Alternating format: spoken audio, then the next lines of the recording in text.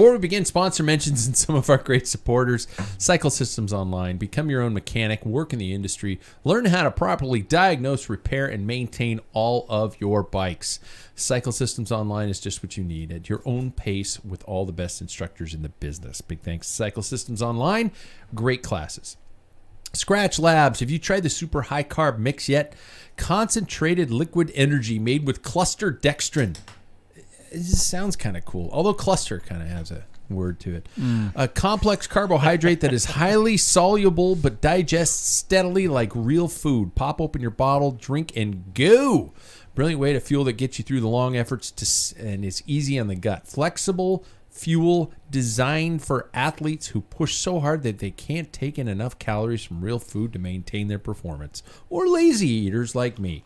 Easy to adjust to your needs. Use our link. And finally, NordVPN. You want to watch the Giro properly? Can't find the way to make it happen? Well, with NordVPN, you're just a few clicks away from letting the internet know you are safely connecting via another IP address that allows you viewing of all the bike races out there. That's right, completely okay to do and safe to boot. So try out NordVPN using our link. Let's do this. Let's play bikes. Well, I want you guys to know I listened last week, and I was like listening while I was driving, and I kept talking. Because you want to interject? I kept, and I'm like, I'm in the middle of Arizona, like, Pat, I got, but it's my turn. Yeah, I was like, oh, and this is weird. my segment. Yeah. Now we know how Jack feels. Yeah. Every single week. Yep. We have arrived at the shifting of the seasons. No, not spring to summer, not clear skies to smoke, but from classics to grand tours. It is time to settle in for the long stories and put away those comic book shorties that you've been following so far up to this time. It's also time for the longest running cycling podcast out there. It is time to visit the Rim Break Bar and delve into the world of bikes on the Pack Filler podcast. We're a bit short-handed tonight. I haven't switched the cameras around, and if they do switch horribly tonight, that's because I'm switching the cameras. Where was I? Oh, yeah. But with all plentiful of opinions, a little ball busting, and some occasional bursts of genuine insight. Let's see who's here with our prologue question tonight, shall we? Gentlemen, if your like was captured in the expectation versus reality meme, I don't know, you guys seen that? It's like what people think my life looks like and what it really looks like kind of a thing. Expectations versus reality. I'll go first on this one just to give you guys a hint. So, gotcha. What would the two pictures be? You'd have to have two pictures describing your life. So for me, I'm able to race bikes without the fear of bleeding to death, at least soon. I'm Pat Bulger, and my expectation is of an energetic, outgoing teacher, but with reality be that I'm basically a shut-in loner. Honestly, I think it's possible that you exude both of those. Yeah, you could be right. Both of those truths are. Yeah, I get so many people accurate. thinking like, God, you're just so always out there. You know, you announce and you teach theater and you're blah blah blah blah blah. And I'm like, I just want to fucking go home. Yeah. Don't talk to me. I just want to be in my own little world. I'm by myself. I noticed that at the grocery store. You do that. I don't ignore you. It's just I don't see you. Maybe I have a vision problem. All right. So I noticed I'm going with Abel. So next, he's able to big ring the climbs to an amazing degree. I followed you side by side, and I knew you were taking care of me up that climb this last weekend. But you were in the big ring on like 11%, 12, and I was just like going, what the fuck? Yeah, that's when I'm thinking I need to get a 28 on there. Oh my god! On the rear, not on the front. The rear, Yeah. Oh, you poor knees. His name is Mr. Paul Main. How are you, man? Good. Mm-hmm. So if you had the expectation versus reality of your life and you had to put it into like, you don't have to obviously show the images because this is an audio podcast, but how would you describe the I challenged him with young stuff. Yeah, because, I'm a little long-winded on stories. Yeah. I think that, just my perception is just a simpleton farm boy. Oh, no! Yeah. That's probably the image I would think I am. But in reality, I'm a long-winded, narrow-minded bigot. No, I'm just kidding. That's not true. See, No. it goes from. Actually, I would probably put you as like a picture of Dave Stoller from Breaking Away as the image, and then the reality is like the grandpa from Up. Yeah, pretty much. That's With the you tennis nailed it. balls on the Yeah. walker, kind of a thing like that. I will be that way. Yeah. Third, and believe it or not least, you've noticed that we haven't had people coming in late. We don't have people in the background going, We don't have I put my cameras working tapioca properly. in your fridge. Yeah. Next, he is able to take time off the bike and still kick ass, Mr. David Waples. How are you, man? I'm good. Yeah, Dude. Yeah. We're going to get into that. But talk to me about reality versus expectations. Dr. Waples. I think that's what it revolves around. I think there's the reality of what it means, or the expectation of what people think of when they think of working in the medical field, and it's Patrick Dempsey or whatever, Grey's Anatomy, like everything's so everybody's banging in the closets and saving lives. And then Closets.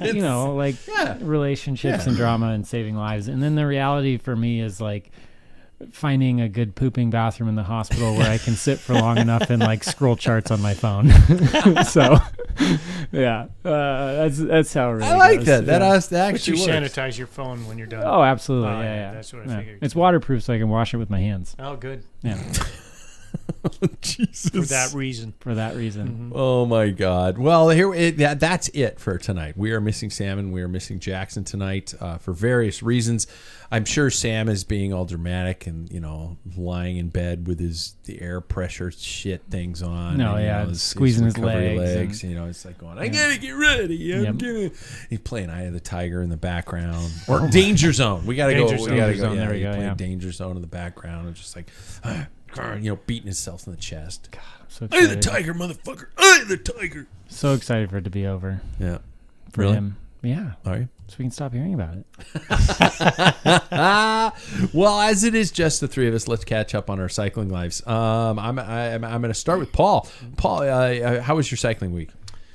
We rode together, Saturday? Sunday. And Sunday. What did I do Did we Saturday? ride on Saturday? I rode I Saturday. rode both days. I think we were all on our own. Oh, we were. Yeah, I did. We were. I did that. You did little- hill repeats. Yeah, there's a little kind of series of hills, off south west of Spokane that I go up and down. It's Eagle Ridge is the development. Yeah. I go up there and there's Mill Road and then there's It's a good Lincoln, and I do like 4 climbs, Cedar. It's a good repeat. So yeah, pretty close to like 30 miles and almost 33,000 feet of climbing. Jeez. But I think it ended up being only 26. So. Was Sunday fast-ish? Yeah, I think the boy. I was happy to be hanging behind Jackson and Sam. Yeah. Okay. Yeah. I needed to hear that. Mm-hmm. I really effing needed to hear that. So talk to me about this grandpa moment from the weekend. Papa's buying a bike. Yeah, Papa's got a so brand new bike. my grandson turns 9 years old, and he wanted to buy a bike, and well, that was on his list. So my wife thinks, okay, a bike, that's like what, $100? Yeah, absolutely. How long has she known you? Yeah, I know. And I said, you're going to be surprised, you know. Yeah. So I got him a mountain bike, and it's got a triple up front. It's got 7 speeds in the back. I mean, it's just a little bit big for him right now, but Sure. the kid's going to be a giant. So You know how many people are screaming right now in shock and horror about the fact that you bought a mountain bike? I totally believe that kids should start with BMX bikes. I agree. And they should go to mountain bikes and cyclocross before touching a road bike. Hmm. I mean, you road bike just because you have to learn that skill. Yeah. Yeah. And I think that comes from a lot for me because I know a lot of great runners that, transferred over to the bike. And that's kind of like, how Zwift did. You got these guys Yeah. that can do tons of power. Yeah. And you're like, what are you doing, dude? You're going to kill us all. Yeah. Yep. So, yeah, it'll be interesting to see. I don't think he's big into it, but his little brother is a speed demon. He can't go fast enough. I mean, yeah, and then that's how I was. So we'll see if one of the two will arrive. You were describing it pretty funny on the ride. He's just like going, "Don't leave without me! Don't leave without that's me!" him. And then he's right. You're helping his older brother ride around in the Get him set up and showing how the gears work. Because Yeah. he's never had a bike with gears. And his little brother comes out and he's been sick and he's just like coughing and he starts crying. And he's like, "Oh my God, don't leave!" And he goes, "I'm just going around the block." And Leif's the older brother and he's being really nice. "I'll wait for you. I'll wait. Get off the bike. Wait for me. Where's my bike?" He's just panicking the whole Oh time. my gosh. He's got his helmet on. He's running around, tears running down his face. He's going to be 7 in August, but I mean, man, he loves his bike. So. Fast forward 30 years, and he's going to be the same way when he's late for the coffee ride. There we on go. Saturday morning. That's right. Be broke as hell, but happy, right? Yep. So, I don't want to provide details or entrance codes or anything like that, but you've started a bachelor's span. Yeah. Wife is gone for a my spell. wife, I took to the airport at Spokane Airport this morning around 9 o'clock, or actually 7. I dropped her off. Her flight left at 9. And she's heading to Norway to learn. She's a big knitter. And she's learning a Viking and Norwegian style of knitting that's unique. And it's a seven-day kind of span in this exclusive place north of Oslo. It's a five-hour train ride. They have a couple excursions. They're going to do some hikes and look at the fjords and that type of thing, and go to a sheep farm and get wool and see how it's all from start to finish. As somebody, I can't remember who I was speaking to about this, about the concept of what this trip was, and I was just like, it's going to learn a knitting style, and somebody gave me a look, and I'm like going, you know what? I would travel halfway across the world to learn the proper way to lace a wheel or something like that. So let just shut up. Well, and she's not your normal knitter because, or to pick up Wout van Aert's water bottle that he dropped in Iceberg. Like that's he went all that whatever way you're for passionate garbage? about it. Yeah. And she's not your normal knitter. I mean, she's kind of a savant with it because she took lessons. Her grandmother in Germany tried to teach her, and of course she's like 14 years old, like whatever. It was dumb. And then when she died, she picked up some of her needles after she died, and started knitting. And then I've worn a couple of sweaters that she's made. She's knitted, on the show. Yeah. And gloves and socks, wool socks. Oh God, they're heavy. They're just total heaven. And she does felts purses where those are shrink down. I've seen those on her Facebook. They're And she's got like 60. So she just wants to know the challenge.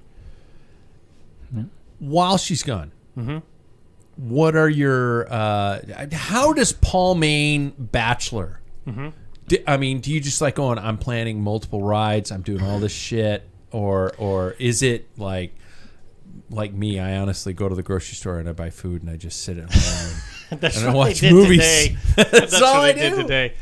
No, I plan on riding. The problem is our 10-year-old rat bastard Boston Terrier.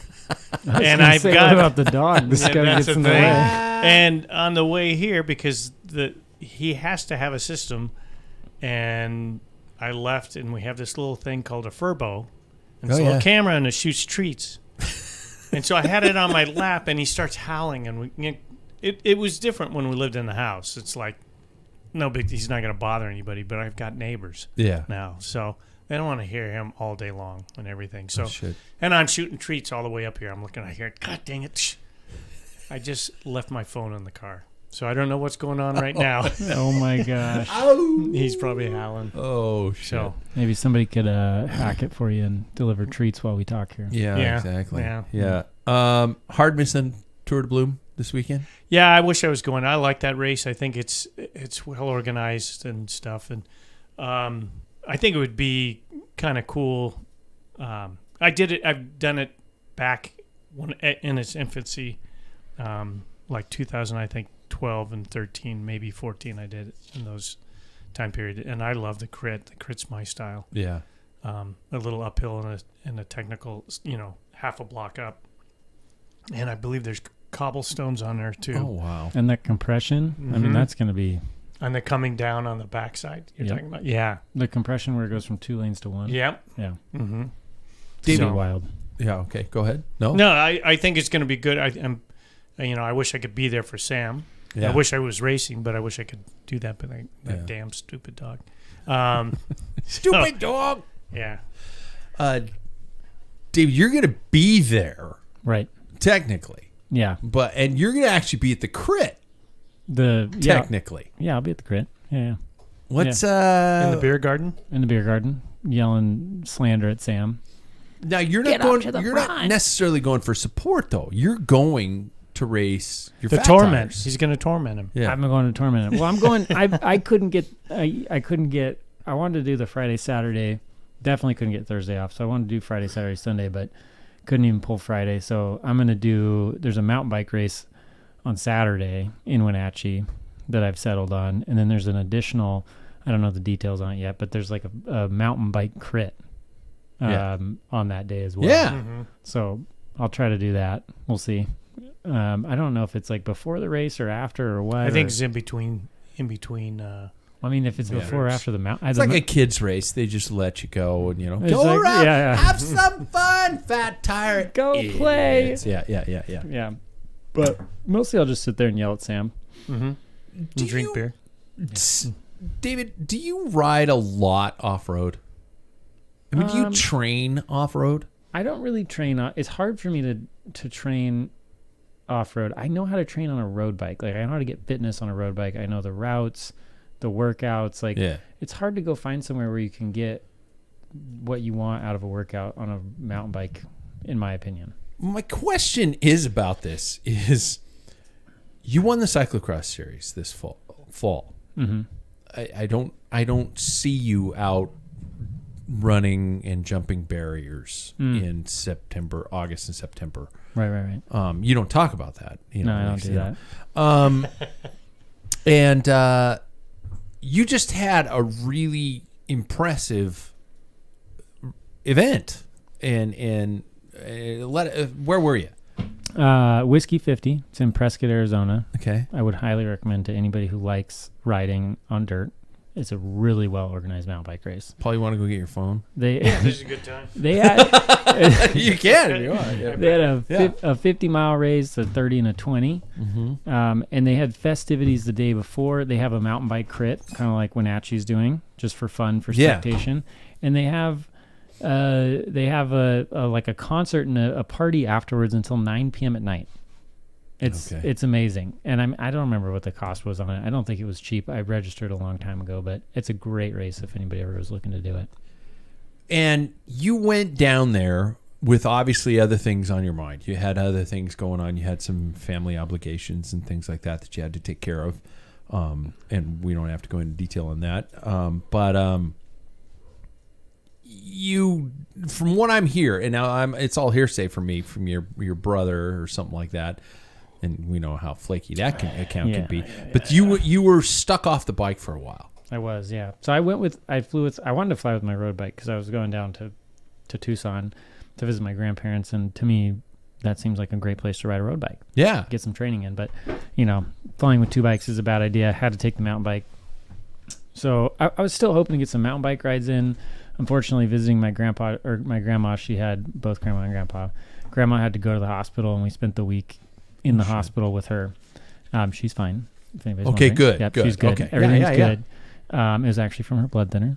in case you Oh, didn't no. hear. Yeah. What? She had a GI. We should all be off of them. We should all, including you. Yes, eventually.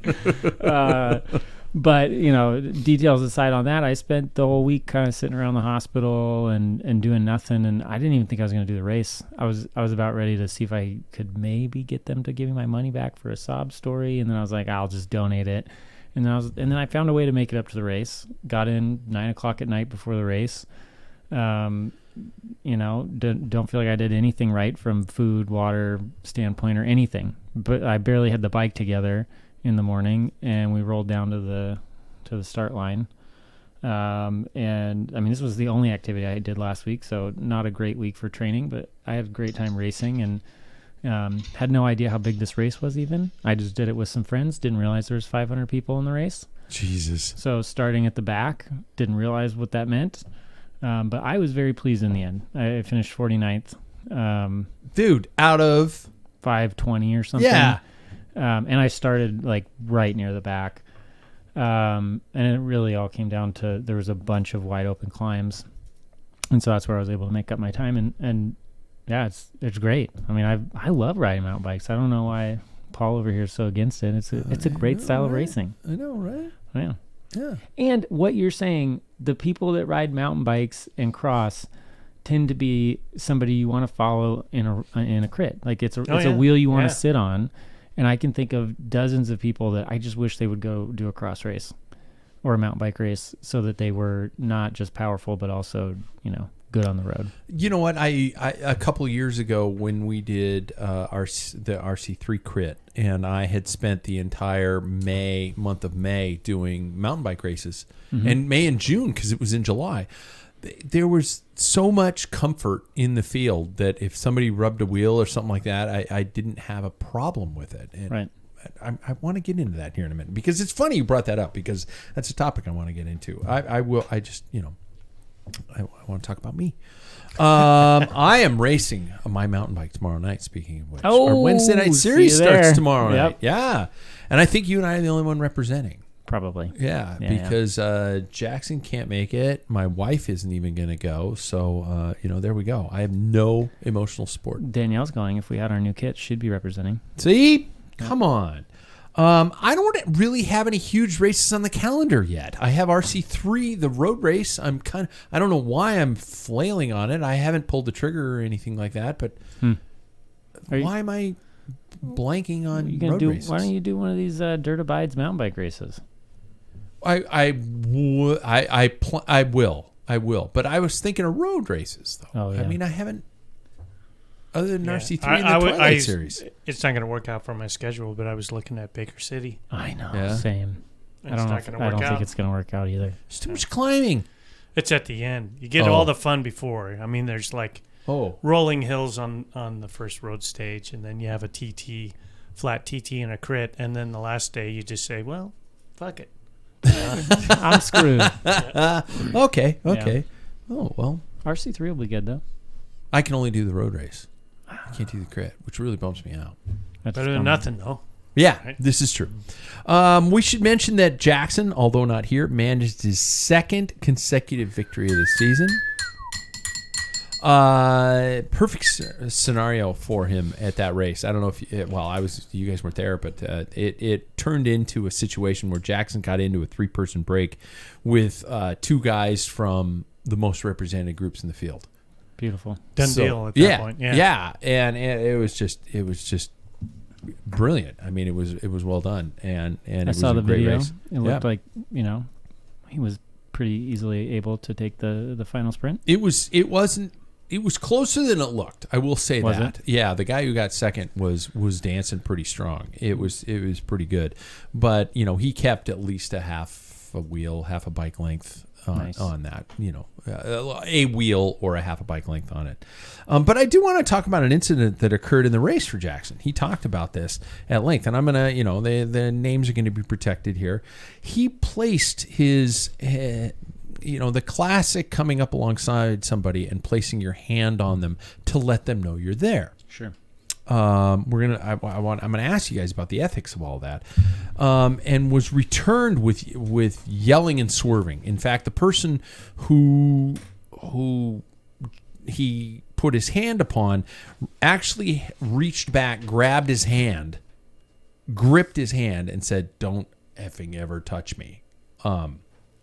And that took Jackson by surprise. In fact, I think there was some swerving involved, things like that. I'm third person. I mean, I'm speaking from hearsay, and I'm not accusing anybody of anything. I want that to get out there in case this person who has they're fucking talking about me. Yeah, we are talking about you because it seems like there was a miscommunication in terms of what that physical touch within the peloton was used for.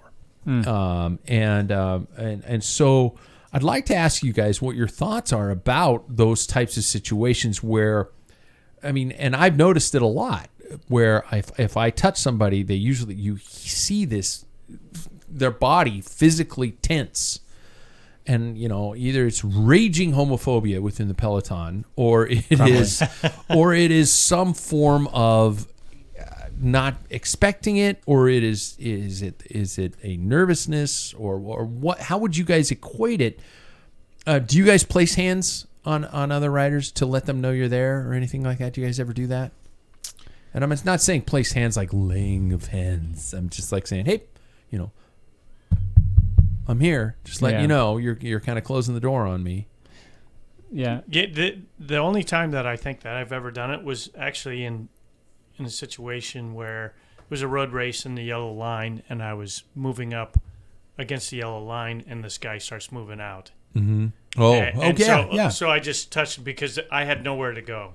Yeah. Just like no. And he kept pressing against me, and I had to push back because I was going to break the center line rule. Yeah. Yeah. And then finally he kind of backed off. When I went by, he punched me in the ribs. No way. Holy shit. Yeah, it was a Tuesday night race.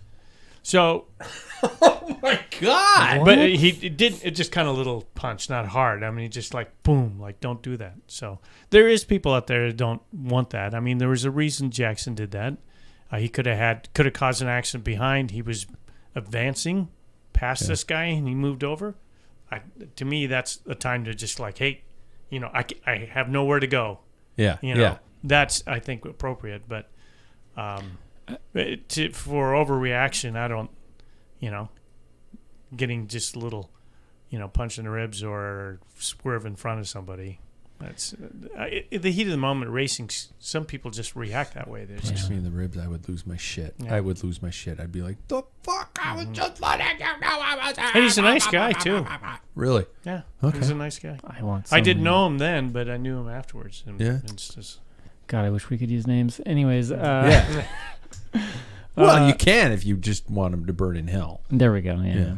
I'm not going to pick on the person who did it because I don't know the day he was going through or what the situation was or anything like that. And so anyway, I do think there's a place for it. I've done it a handful of times. Similar situations, you're getting pushed off. I've used it to my advantage at times where I've used it to get by people in a crit, like advance. And I've also seen, even recently I saw in one of these gravel races that we did, somebody was... pointed at ball. I did because... gravel races! I didn't think it was... I saw it and I thought it was weird. Somebody did something with their hands, in a gravel race, and the guy got really upset, probably similar to this, the guy that was touched or whatever. But, I don't know that... It's definitely just a normal part of racing in certain scenarios. You have to be okay with touch in road racing. Like the biggest thing you learn when you first start road racing doing crits is that it is a contact sport. You are bumping. Yeah. So you can't just be like, don't touch me. Oh, yeah. Well, then you need to hang off the back or the front. You get two choices if you don't want to be touched. So if you're going to sit in the middle, you got to be okay with it. So it struck me as strange. And now there are many times when I'll do it, I will preempt it by just saying, hey, just letting you know I'm here. Just letting you know I'm here, man. But I still to this day get people going, fucking what? Or something like that. But dude, I'm just letting you know I'm here. And usually they calm down. I've never been to the extent where the person has reached back, grabbed my hand, and and stared into me like, I was their next victim. Yeah. But so I don't know, and as I said, I can't go into this person's mind. I don't know the day they had. I don't know what's going on with that. But I found it interesting. Have you guys ever freaked out on anybody in a race? No. Just yelled at anybody? Never. Well, I've lost my shit. You guys really haven't lost your shit in a race? No. Oh, come on, you freaking Cupid dolls. Really? Oh, well, No. This is why I stay at home and am quiet. I've had times where it probably was right for me to yell, but I don't know if anything was going to be accomplished. Really? Yeah. I do it I for know the sheer satisfaction. One incident that happened in a sprint. A teammate of mine was up front trying to lead out, and he just ran out of gas and kind of set up a little bit, and this other rider from a different team like had to slam his brakes on, and then he swerved, and then his I think it was his rear derailleur went into my front wheel, broke some spokes. Oh, wow. And the front wheel was just totally, and spokes were flying. I think 2 of them broke out. And he, right after he finished the race, he went to my teammates and was like, swearing at him, you shouldn't be racing, blah, blah, blah. Really? And I just pulled up to him and I said, hey, dude, there's no need for that. Yeah. I'll talk to him. Next time, just as tired as you are, you just got to make a slow move out of the way. He just kind of like took a deep breath, like I need to pull off, but he did it backwards, as opposed to, oh shit, I'm running out of steam, I'll move out of the way. Yeah. And but there's no reason, especially on a Tuesday night race. And then I said, by the way, you swerved into me when I was coming around you, and you knocked out 2 of my spokes. Yeah. And he calmed down after that. You probably said it just like you just described it. Because there's no really reason. Upsets me. Well, the thing is to me, how are we going to make this change? If I scream, then it justifies his overreaction. So and we've got these crit beef things going on right now. I think I was going to bring it up later in the show, but I don't know if any of you guys were watching the Athens Twilight crit. It was. I haven't seen it they yet. did a live stream of it on Flow Bikes, High Flow Bikes. Steal my Lex Luthor, but I watched the whole thing and it was kind of cool. It was it was a live stream, and the commentators were Frankie Andreo was a shit, so it was good. He was a live event announcer, so it was a little different. But there was a moment where within the crit itself, that one rider went down, and for some reason they neutralized the race. And there was a break with probably 10, 15 seconds. At least 15 seconds up. And because they neutralized the race, they came around and everybody just started losing their shit with USAC refs, with Frankie. They're yelling at the announcers and stuff like that. You hear them audibly in the broadcast saying, guys, we're just the announcers. Quit yelling at us. And so they figured it all out, and then got everything going again and tried to restart the race with a 10 to 15 second gap. Right. Anyway, normal. Turns out that gap stayed and those people won the race. But the amount of emotion and drama and adrenaline fueling that these guys were all dealing with just shows how, irrational our minds can get when something goes out of the norm. Somebody touches you, somebody swerves into your lane, somebody does something like that. And we were saying earlier about the fact that when I was talking about coming off of mountain bike racing, a lot of mountain bike racing, and being comfortable in a crit, that I could bump somebody's rear wheel with my front wheel and be fine with it, but the person who I bumped was screaming at me. Right. I'm like, dude, it's okay. I'm good. You're good. Also, you lose that battle 10 times out of 10. They win 10 times out of 10. Why are they yelling? Yeah.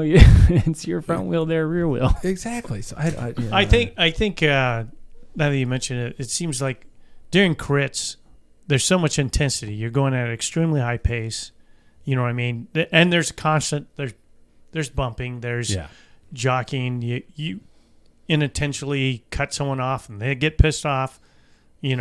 And you might be the second person that did it to this guy, and they're gonna dump on you. I mean, for some reason, it seems like Criterium's, you are right on the razor's edge, emotionally and everything, because all it takes is just a few seconds, and you get a gap at 27, 30 miles an hour in a crit, and it's over. Yeah. And you don't want, and so then you're just pissed off if somebody does something stupid, or throws, breaks your concentration. It would have been really interesting to kind of bring it all back to this incident with Jackson, because I know the person who they had the situation with, and I know this person is a good guy and things like that. And it would have been an interesting situation to have them to discuss something afterwards. But, I don't know if they're ever, are there always that, hey man, sorry, or does it sometimes just keep going into the fuck you range?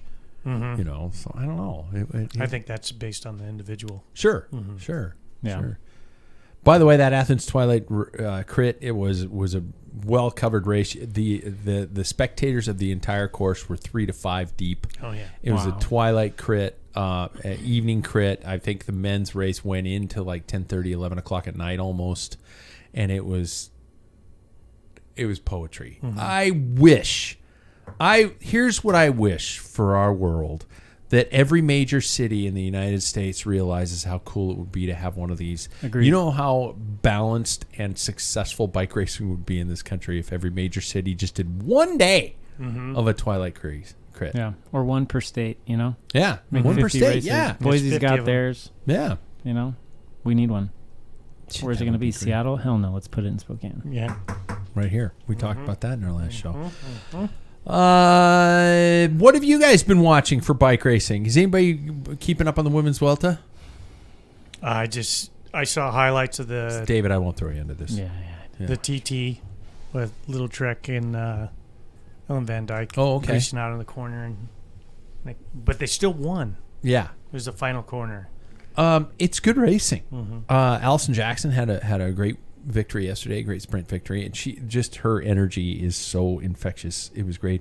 Mariana Voss, absolutely, she put the hammer down in the final 200 meters and had over a bike length. It's great racing, and I hope people are watching it.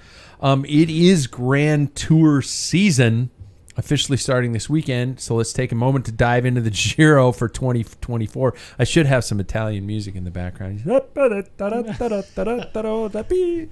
I don't want to be too horribly offensive. But the Giro for 2024, hopefully not the Tour d'Italia. Let's be honest. How would you guys rate your excitement level? David, I know you're kind of like, as we said at the beginning of the show, you're like, dude, I'm going to watch this. I'm in. Well, how would you rate your level of excitement? I think I'm, my excitement is not just bike racing, but my wife and I are going to Italy.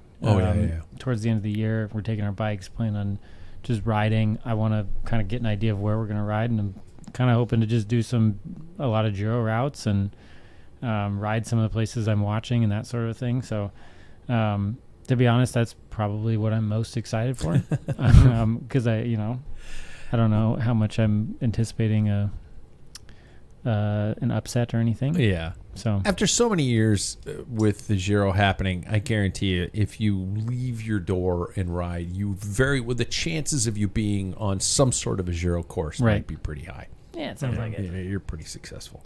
Paul, how excited are you? Giro's typically one of my favorite. Usually is my favorite just for the racing standpoint. And I think this is going to be interesting. Yeah, Toddy will probably sweep it, but I was sitting there thinking, could he? Because the first stage is slightly hilly, and even the second stage is a hilltop. That finishes on a Cat 1. He could possibly wear the pink jersey all the way through. Last person to do that was Johnny Bunio. Oh, wow. Yeah. So Okay. Johnny Bunio, and then also Eddie Merckx, of course. But that's the type of thing, because he's just making history. Mm-hmm. Then I think it's been discussed that if all goes well for him, he might even do the Vuelta. So he has the potential of being the first man in history in the same year of winning all 3 Grand Tours. He's going to base it on. Oh my God! Now that's just being. That would be cool, selfish. though. That would be cool. But he is there. There's something about watching, a prolific winner that sometimes I like. Mathieu Van Der Poel. Sometimes I almost root against him. Do you? Yeah, I have a tendency to root against him. There's something about him that just kind of rubs me the wrong way, and it's not. I don't know what it is. I just don't know.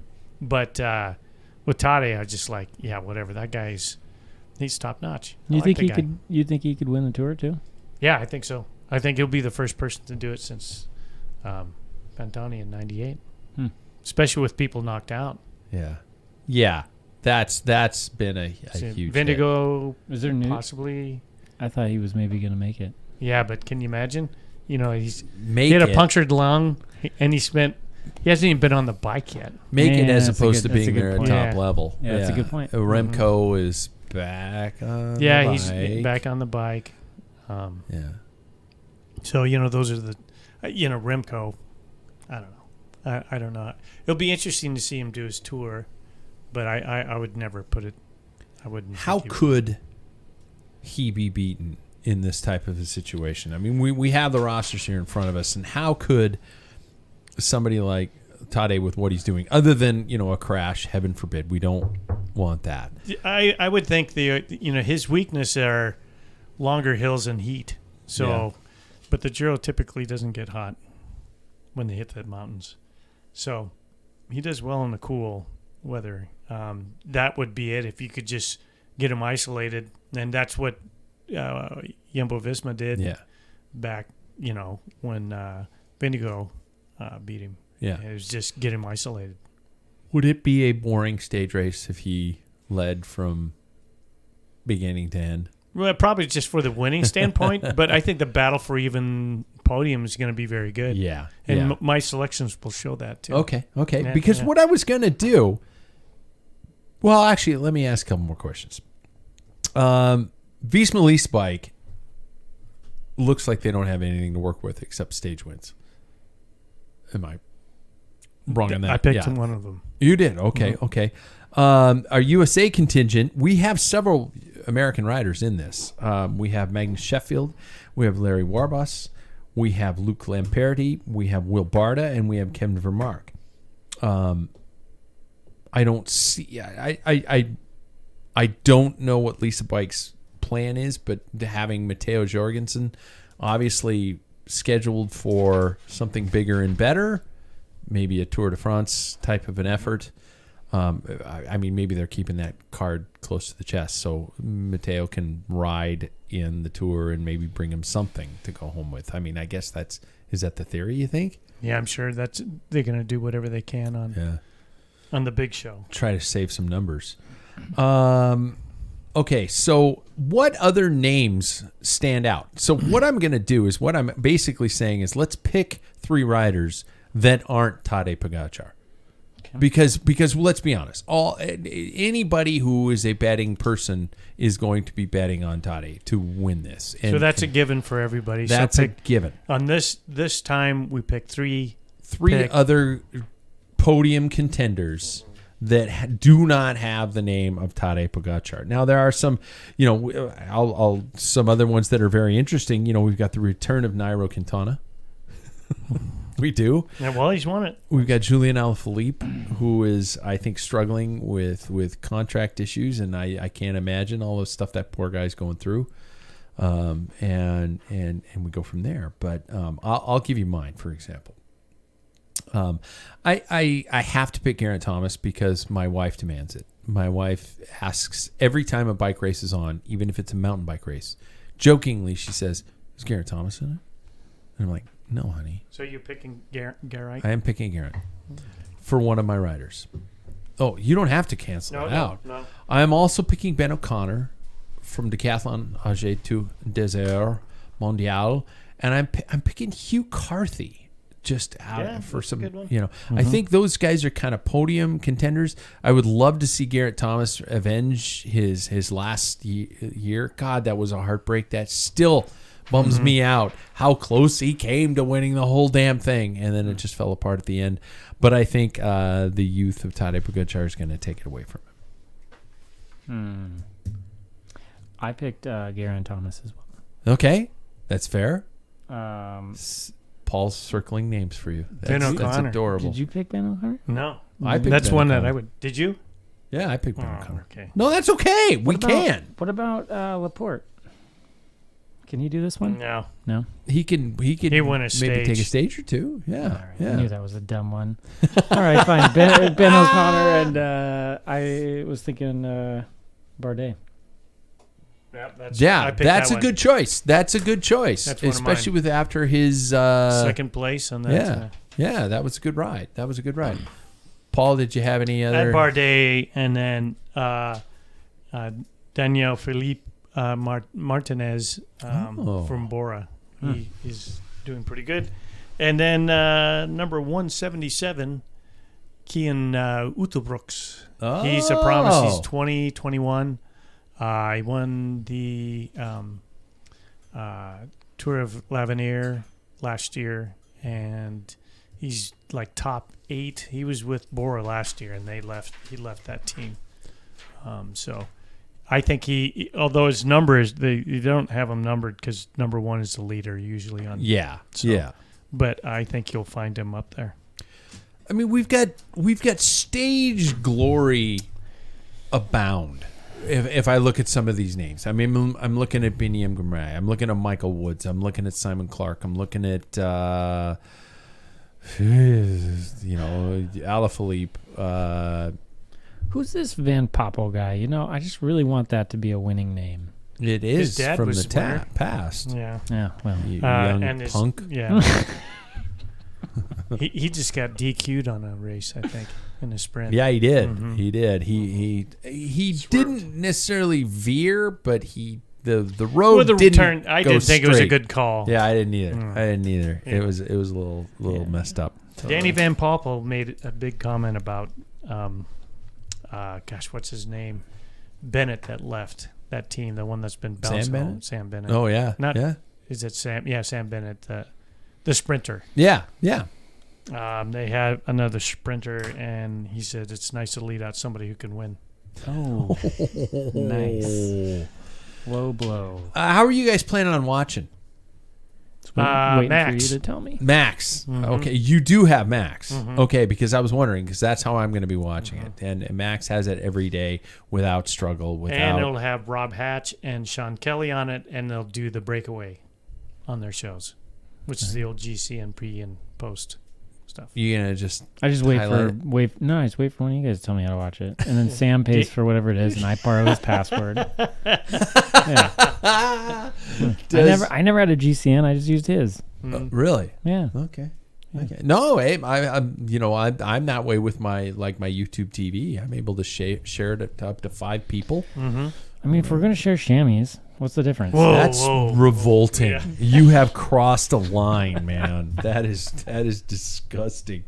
Oh, chamois shares. Okay. And by the way, you can do that. And I know I'm mentioning a sponsor, but Nord with Flow Bikes, if you tell them you're in Canada, you can get that access. My Nice. problem with Flow Bikes is just the replay element of it. If I get up and watch live, I'm good. But if I don't, I'll click on the website and it'll show me either a headline, it'll show me the final standings, it'll show me all that stuff. Can you get Flow Bikes on your Apple TV? Yeah.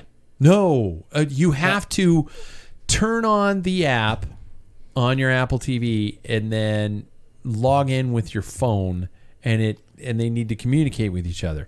So if your phone is in the United States, but your computer, wink, wink, nudge, nudge, or actually vice versa. If your Apple TV is at home in Spokane, Washington, but your phone, the world thinks it's in Canada, you're That fucked. you registered. You're fucked. So this is, Yeah.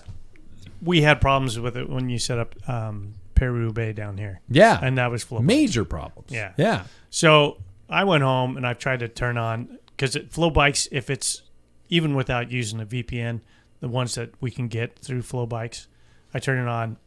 All I get is just Flow Bikes. It won't even come on. I've deleted it and then brought it back, downloaded it, and I can't get it through my Apple TV. I can't project it onto it. I can't do anything to my Apple. I would love for somebody who's dealing with this to talk to us, because I'm so frustrated with them. Yeah. And the GCN was just this beautiful world. It was this dream world where we had everything on one platform. And it was just, So easy to pull up at work. Oh, Yeah. yeah. Everything was all right there. Now the max setting is nice. It works. But then again, when we get to the Tour de France, we're going to have go to to either be Peacock. Peacock or jump through the hoops. Is there a phone app you can watch like the Max Yeah. on? Yeah. That's Yeah. nice. I have it on my phone. Yeah. I have it on my iPad. Yeah. All And I right. have it on my Apple. Sometimes he TV. two fists. Oh, I do. He'll have it on If there's 2 two different races devices. like Torino Andretico and then Paris-Nice, Paris-Nice. Yeah. I'd have my iPad on one, and wow. yeah, I'll watch them at different times, but Paul Yeah. has that ability. because they're usually kind of different one's closer to the end to the other, and that's Yeah. the one that gets the big TV. Hey, this is intentional news story that I wanted to bring up just specifically because I knew David was here. And what the hell news. Did you see that not only will Mark Cavendish be riding up for this year's Tour of Hungary, but alongside him will be none other than Peter Sagan. No, I didn't see that. That's phenomenal.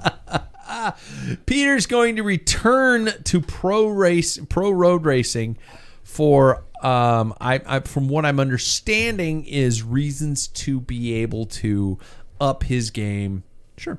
To get prepared for mountain biking. His attempt to be in the Olympics and are very challenged right now because you need to have a certain amount of points. You need to be, Sure. a ranking in order to qualify for the Olympics. And right now, I mean, he's been MIA. I was like, what is that? Not in action? Not in action. That works yeah, too, it does work. It works. Thanks, Paul. So that's going to be something of challenge. So it should be interesting to see not only Peter, but Peter and Mark Cavendish, back at it. Maybe they won't be throwing elbows at each other or something like that. But, and Peter's fitness level is going to be completely different compared to what the road calendar requires. Right. Anybody been watching the mountain bike racing on Max? I know I'm alienating Paul. It's brilliant. It's good. The cross-country mountain bike racing has changed 1,000%. My wife and I watch it, and we used to go, back in the old days, to a lot of races around our region, and there were some pretty good, World Cup level races within the region back when mountain biking was in its infancy. And when you would see a cross-country mountain bike race that would start in the athletic village, and then you'd maybe see them twice before the end, and it was a 30 singles too. It's just like and it was a 30, 40, 50 mile race kind of a thing. Now it is I would qualify it as and this is not meant to be an insult.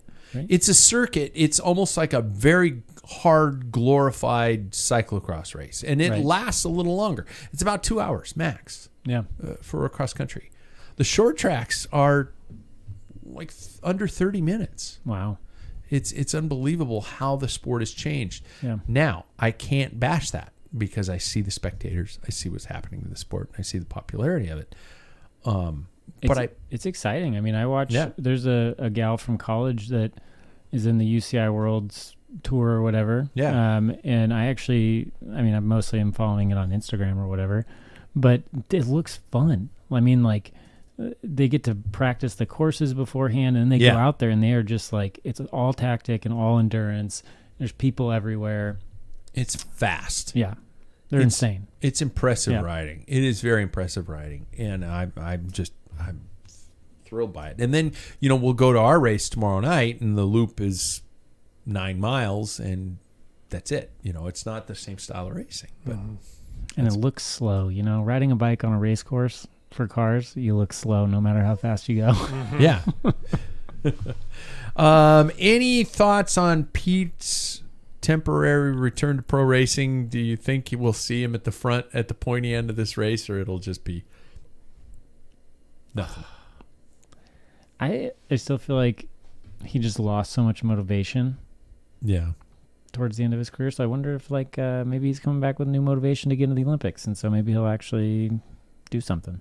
I think it's just a stress test on his ticker. It probably That's is. what he's doing. He's going through the same thing. Yeah. So Peter and I have that in common. How about the ever elusive Mark Cavendish and his quest for? Doesn't he need to win a tour stage? The win. The tour That's win. it. He is tied with Eddie Merckx. He needs one now, yeah? He needs one. Yeah. I don't see it happening. I don't know. The guy's been plagued with illness. Time is not on his side. There's one thing you can say. People have written him off so many times. True. And that's the only thing. It wouldn't surprise me, but I'm like, wow.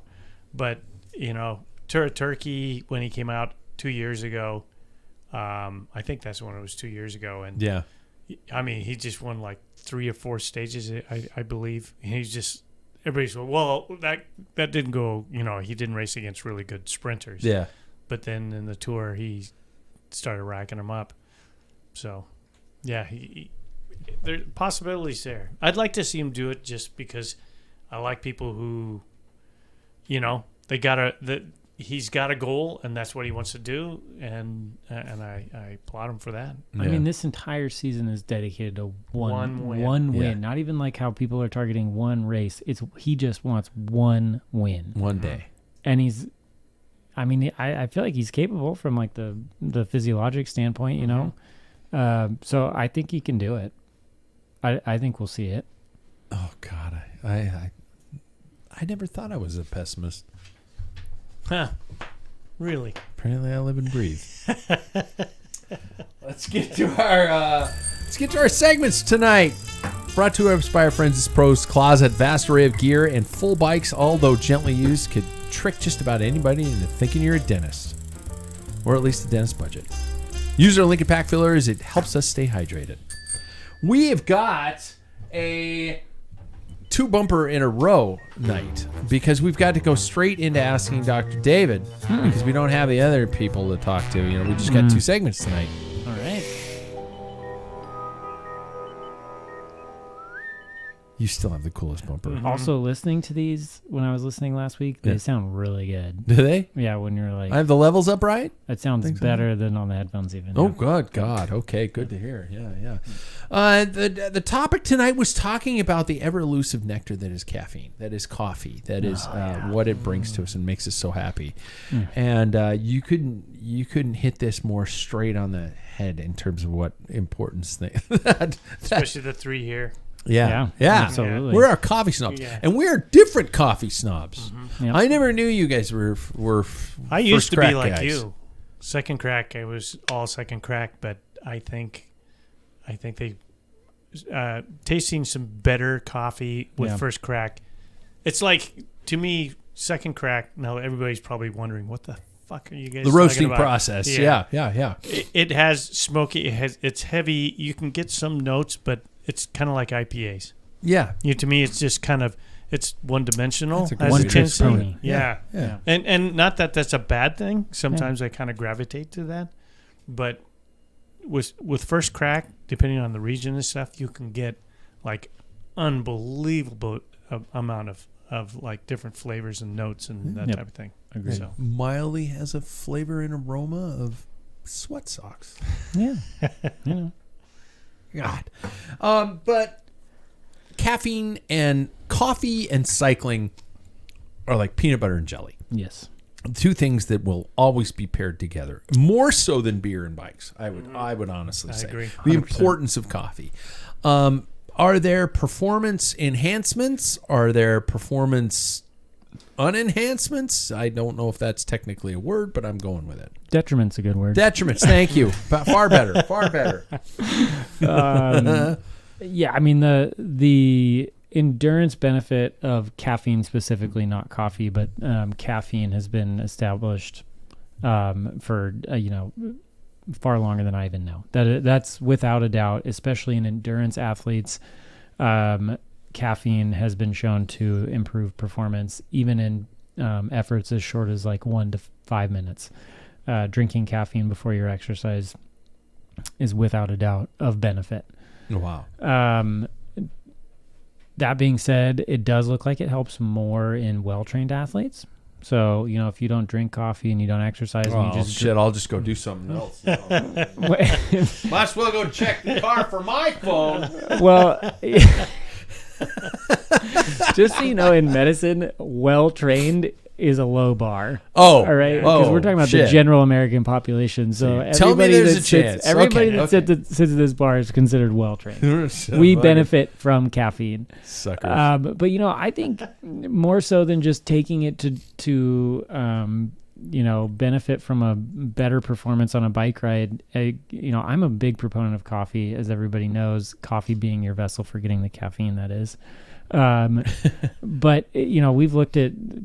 Everybody's studied coffee in every different way. Does it help you live longer? Does it reduce cancers? Does it affect your blood pressure, your cholesterol, all these things? And by and large, most things suggest that it either has no impact on the things that we're worried about, like cancers or cholesterol. Yeah. And more than likely has beneficial outcomes for things like cognitive function, especially cognitive function improves not just with 1 cup, but people who drink it every single day tend to perform better overall. And cardiovascular outcomes even. I think people hear about not drinking it for hypertension and AFib, but there's actually... Wait, what? Well, excessive amounts. But there are some studies that suggest that it's even beneficial for reducing cardiovascular mortality, like death from heart attacks and such. Wow. And so because it dilates. Does it help dilate? So caffeine causes vasodilation in some parts of the body and vasoconstriction in others. It causes specifically vasoconstriction in the brain. That's why it helps with migraines. And vasodilation more in the periphery. I don't know what it does to the coronaries, the heart arteries, but either way, take home message in my mind, caffeine in a reasonable amount is absolutely not anything anybody should worry about. If you enjoy the taste of it, absolutely go for it. Try not to muck it up with creamer. That's my only personal opinion. But and then good quality coffee is the other thing. This is not, we're not talking about highly processed, rhymes with my last name. Yeah, rhymes with Bulger. Yeah.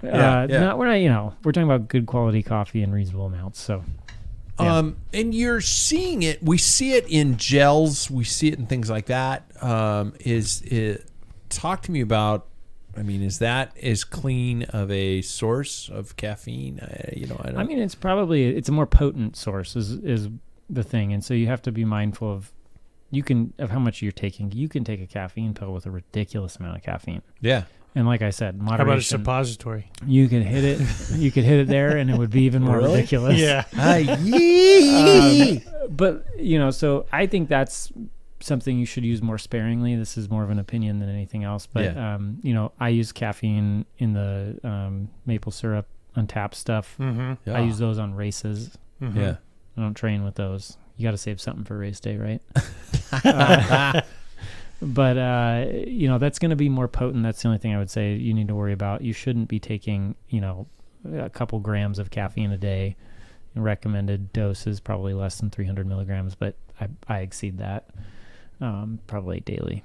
I was going to say, what would be in a regular shot of espresso? I'm not putting you on the spot here. 150? I want to say 80 in a shot. It? Oh, yeah, I think you're right. Yeah. Okay. And drip coffee actually can have more than espresso if you brew it in a like pour over or something like that. French press. French press. Okay. Yeah. Okay. So a couple cups. And then, just proof is in the pudding here. I mean, like if you're cirrhotic, more is better. A lot of these positive if your liver's shot, that's what, if for anybody who doesn't know what cirrhotic is, we have lots of studies that, more. I thought you were talking about the bike brand, the Steel Serratas. Not Serrata, cirrhotic. If you have liver disease, seriously, that's what I thought you were saying. More caffeine is mo better for living longer. Also, obesity, type 2 diabetes, all of these things decrease in a Really? Like the more coffee you drink, the less insulin resistance you have.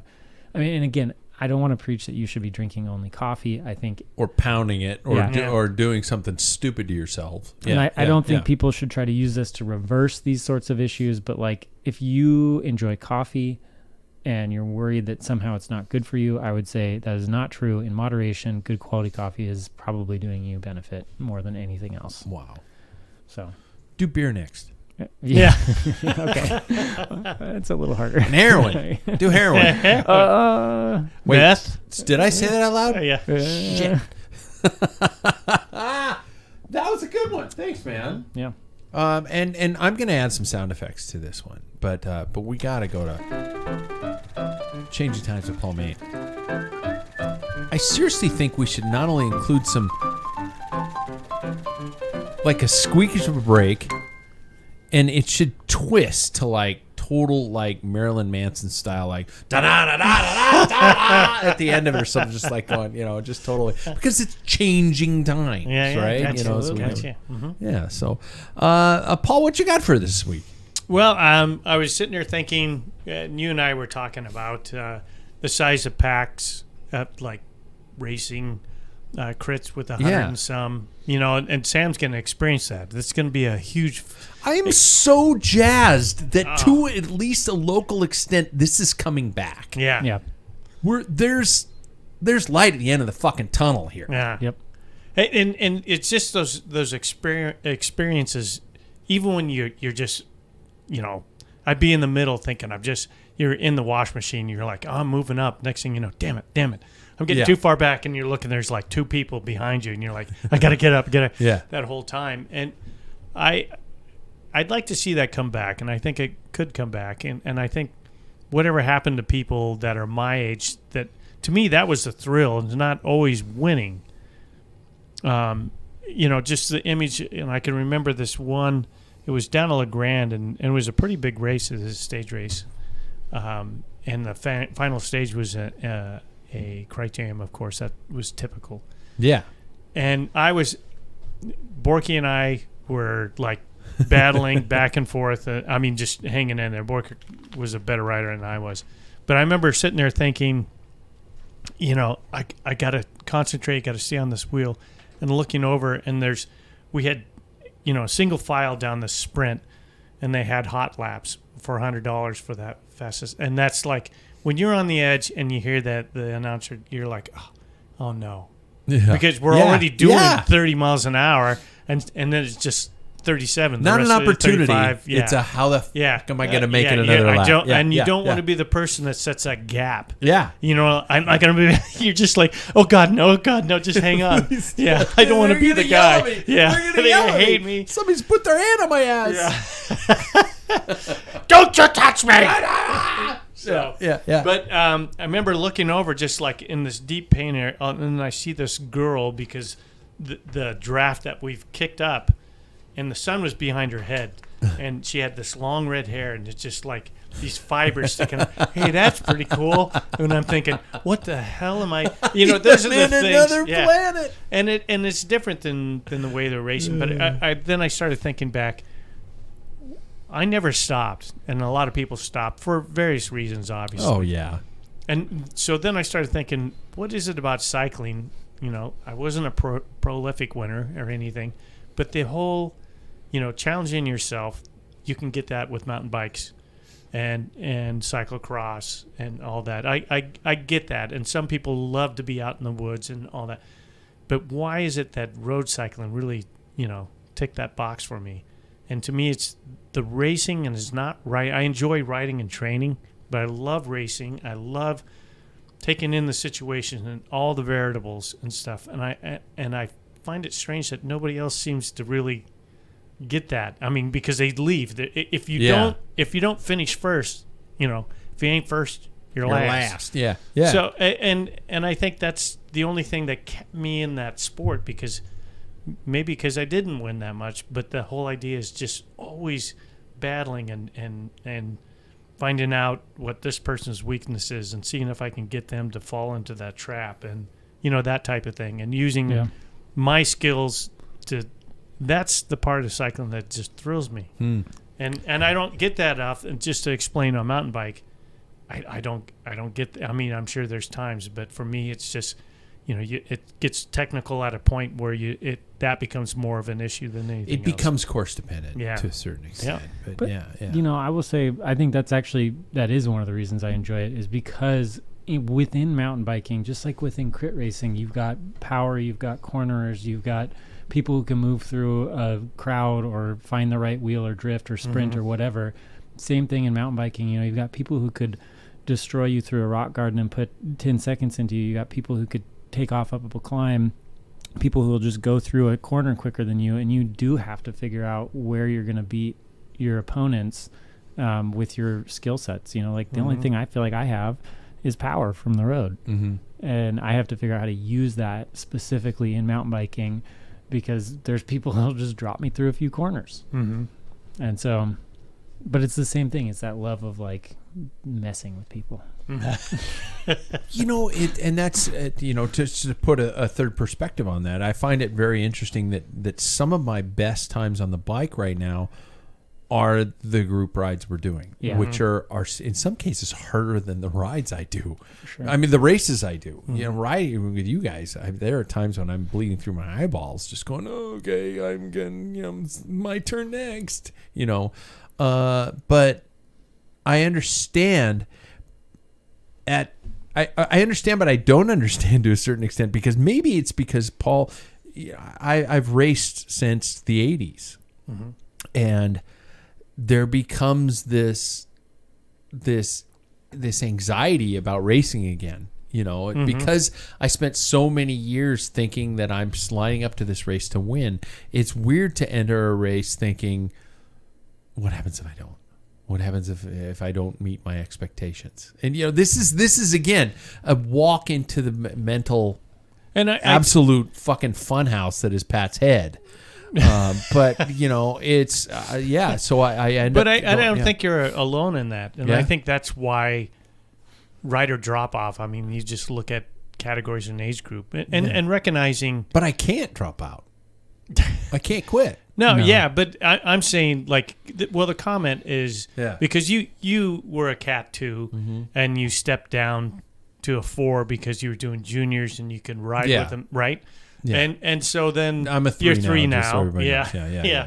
And when you're 50 years old, why would you need a Cat 2? All you need is a Cat 3 to go to nationals if that's your deal.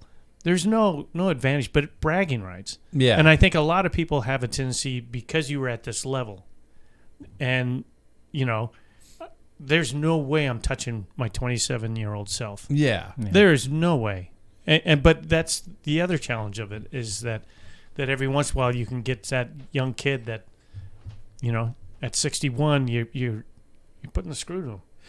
And you know what? I also And that's notice fun. sometimes, and this is the last thing I'll comment on this. I find it funny that I have a problem that sometimes that I'm okay that there's no longer anybody who knew who I was, but sometimes I get angry at people who don't know who I am.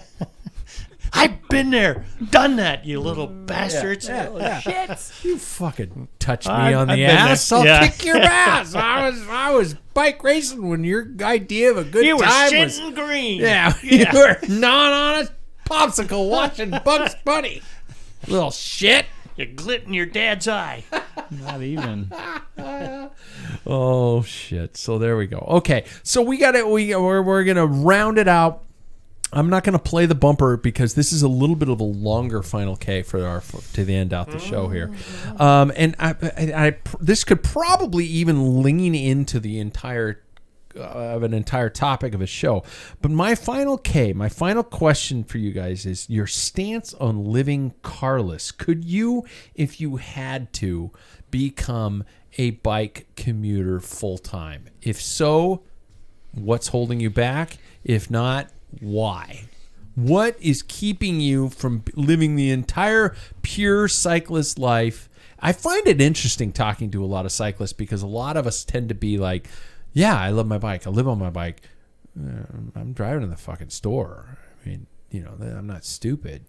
Yeah. What do you guys take on bike commuting and the idea of living mildly carless? Because we got to drive to races. I don't think I could do it. I mean, I have the e-bike, which does that count? Yeah, It's really fun. It is, and I use that to commute, and that's great. But like the biggest thing is like when I'm commuting, when I'm going to the store, you're riding places that like I've learned over the last couple of years, I don't really want to be in heavy traffic. Yeah. I don't really want to be the cyclist in heavy traffic anymore. I don't want to put myself in those positions anymore. I don't.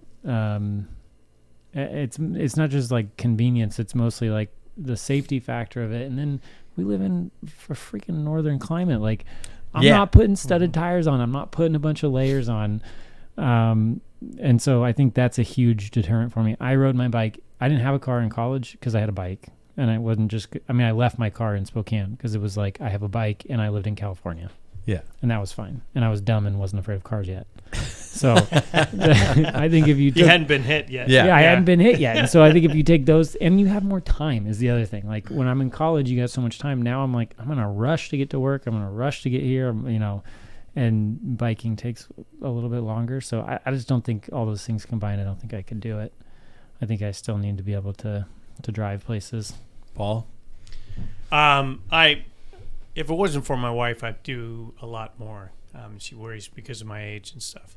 And I used to commute In Yeah. the winter, I had studded tires. I did it Nice. all. And I've got a bike designed just for commuting, and I enjoy it. Our car is now 12 years old, and it has 42,000 miles on it. Nice. So you So, basically do we commute. do, That's and impressive. that was part of it, because I had a work vehicle. That's the only thing, and I rode to work all the time.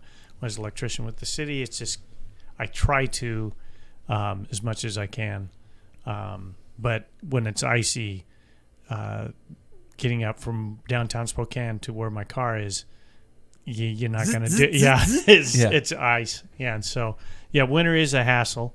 And when I was in Belgium with Dave back in 18, there was a cargo bike that I thought, if I had that, it was a 700C back, kind of like a 32C wheel, and with tire, and then it had a smaller front one, and it was just this cargo bike. And in downtown Ghent, that's how things get around. I mean, you buy beer. Beer was distributed, kegs and stuff like on bikes. I mean, it's pedestrian area in this one area where we're at. I mean, the infrastructure especially Western United States, I can speak of. It's not there. No. Yeah. But and I can understand why. There's so much more ground to cover. Yeah. And Spokane is hilly, and that doesn't really make when like for me to ride my bike up here, which I probably will next Tuesday, but I have to see how my dog reacts, But my wife hates it when I ride at night, and I've got everything that I've got lights and everything. Flashers, but yeah.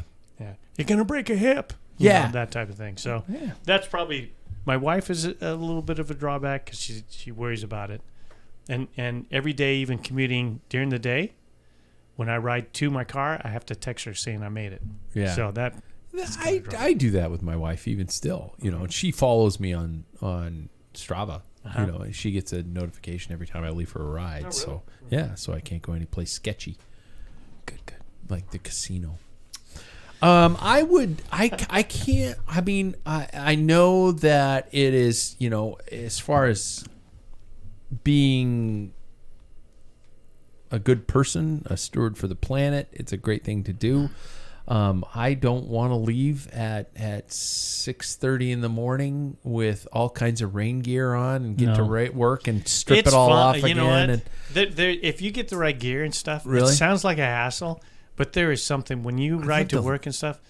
I mean, other than being smelly, the hardest part is probably during summer when you're sweaty. Oh, okay. But if you get the right gear and stuff, and you just like I used to wear wool tights, peel those off and put my work pants on. They were on my bag. Yeah. Pull those out. I was dry. Turn the heater on my van. I mean, there's ways to get around it. And have you guys seen these Euro style bikes that almost look like a mini car? Like one of those. It's not a mini because I drive a mini, but what is the tiny little cars? Oh, smart car? Yeah, like a little smart car. They're bikes that look like that. Yeah. I was like, that would be an interesting way to get to and from work, or something like that. But I mean, at a certain point, aren't you just driving a really small EV with fake pedals on yes, it? Like, exactly, at a certain point, exactly. Yeah, you got to get to the point where it's like, okay, enough of this shit. Just.